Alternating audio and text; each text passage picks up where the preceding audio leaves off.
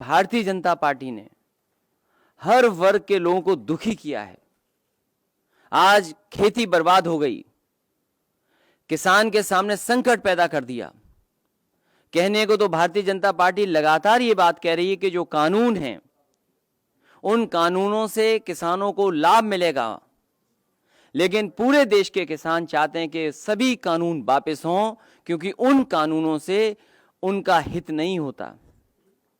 जो भारतीय जनता पार्टी ने लगातार कहा कि हम किसानों को एमएसपी देंगे, लागत का दुगना मुनाफा दे देंगे, आय दोगुनी कर देंगे, अब जब करने का समय आया तो ऐसा कानून बना दिया है कि पूरा का पूरा खेती और किसान संकट में चला जाएगा। साथ ही साथ नौजवानों के साथ भी संकट है। नौकरी, रोजगार, काम है ही नहीं, और लगातार सरकार चल रही है उनकी। दिल्ली की सरकार उनकी है, उत्तर प्रदेश की सरकार उनकी है। आखिरकार अर्थव्यवस्था को कहां ले जा रहे हैं? किसान अगर हमारा बर्बाद हो जाएगा, नौजवान के हाथ में काम नहीं होगा, और जो सपने दिखा रहे हैं कि इन्वेस्टमेंट आ रहा है, आखिरकार इन्वेस्टमेंट अगर आ रहा है तो जा कहां रहा है? उत्तर प्रदेश में तो कोई इन्वेस्टमेंट दिखाई नहीं दे रहा। और जिस तरीके से महंगाई बढ़ रही है, आज डीजल पेट्रोल की कीमतें कहां पहुंच गईं? 100 नंबर ऐसा बन गया है कि लोग देख रहे हैं कि आखिरकार महंगाई जा कहां रही है। और याद रखिए, जिस समय तेल की कीमत बढ़ती है, डीजल पेट्रोल की कीमत बढ़ती है, अपने आप महंगाई बढ़ जाती है। और सरकार ये मुनाफा लेकर के आखिरकार मुनाफे का पैसा ले कहां जा रहे हैं? ये जो मुनाफा हो रहा है डीजल पेट्रोल से, जो लगातार टैक्स बढ़े हुए हैं, कीमतें बढ़ी हुई हैं, जो सरकार के खजाने में पैसा जा रहा है। कहने को वो कहेंगे कि कंपनियां हैं, लेकिन आखिरकार खजाना तो सरकार के पास जमा हो रहा है। हमारे किसानों को मिल नहीं रहा।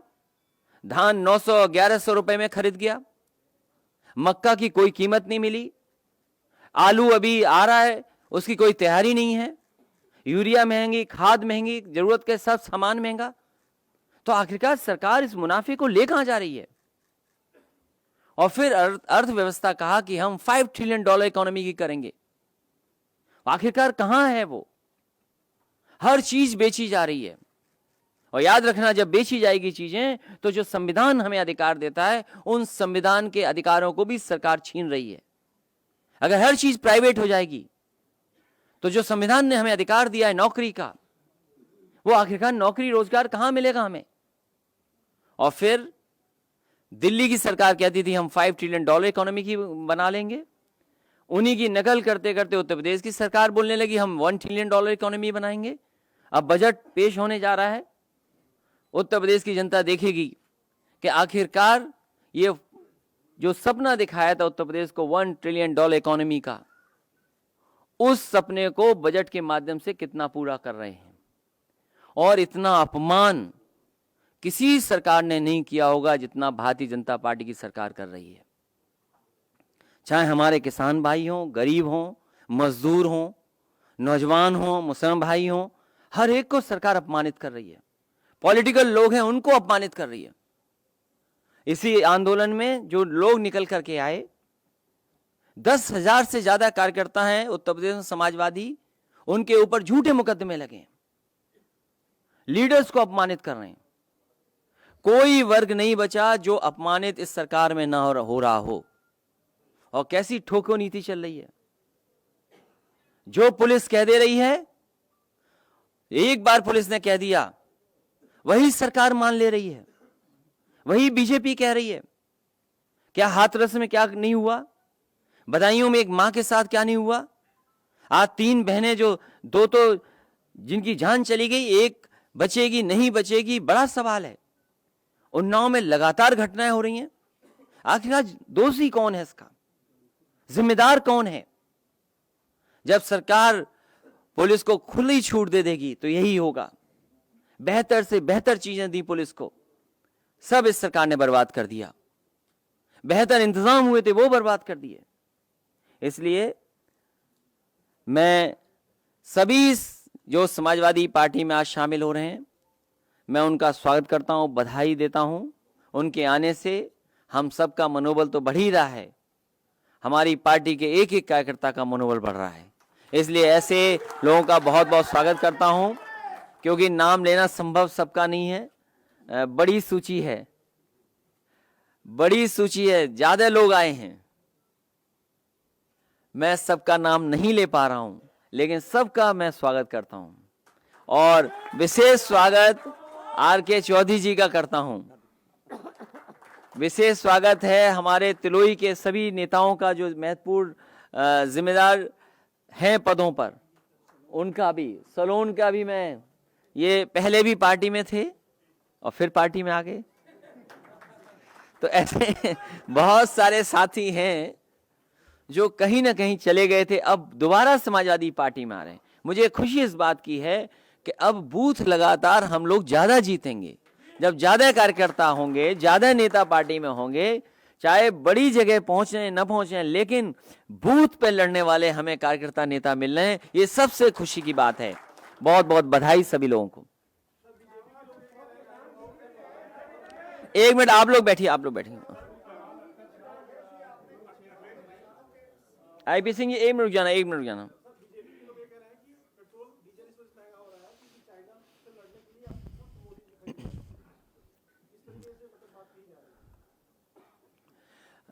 भारतीय जनता पार्टी के तर्क में अगर आप फंसेंगे तो आपका सत्यानाश हो जाएगा।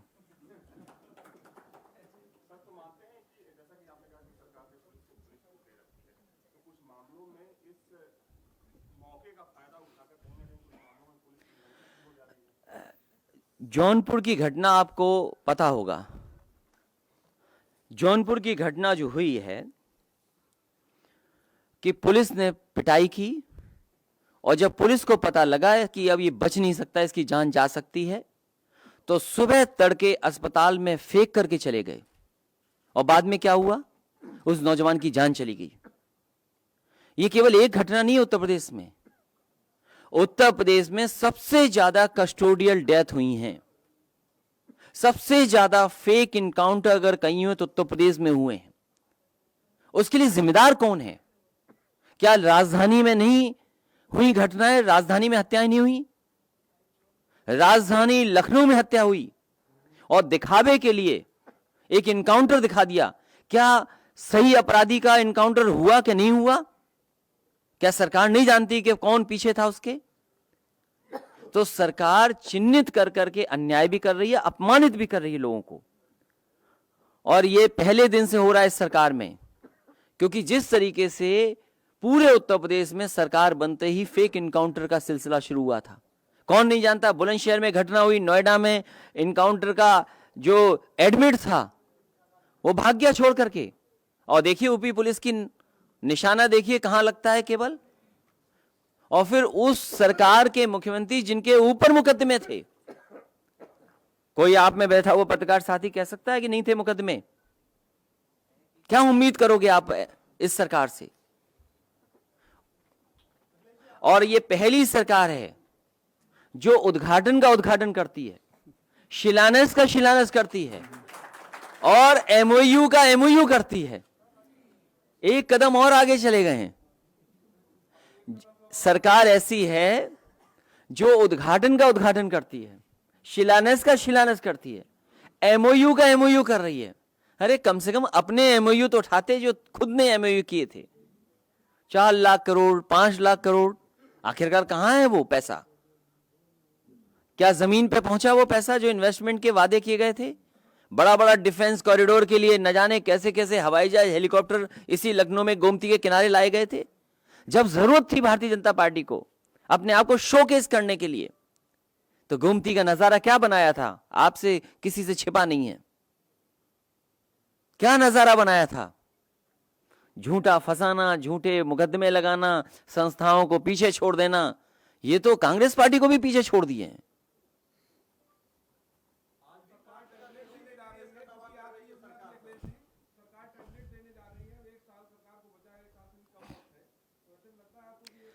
ये सरकार ऐसी है जो उद्घाटन का उद्घाटन, शिलान्यास का शिलान्यास, एमओयू का एमओयू, और फिर जब समय खत्म हो रहा हो, चुनाव के लिए 200 दिन बचे हों, उस समय कौन सा 5,000 करोड़ रुपया आएगा इन्वेस्टमेंट के लिए?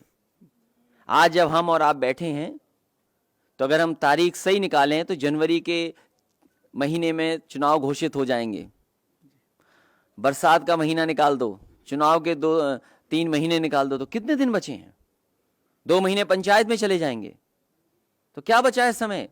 तो ऐसे समय जो सरकार जा रही हो, वो कितना इन्वेस्टमेंट ले पाएगी? और फिर माहौल कैसे है? कोई भी किसी को ठोक दे रहा है। इस माहौल में क्या कोई आएगा इन्वेस्टमेंट करने? जिस प्रदेश में बेटियां सुरक्षित नहीं हो, मां सुरक्षित नहीं हो, हाथरस जैसी घटना हो गई हो, रात में बेटी को जला दिया हो, उस प्रदेश में कोई आएगा? और फिर ये जो एमओयू हो रहे हैं, ये केवल दिखावा है।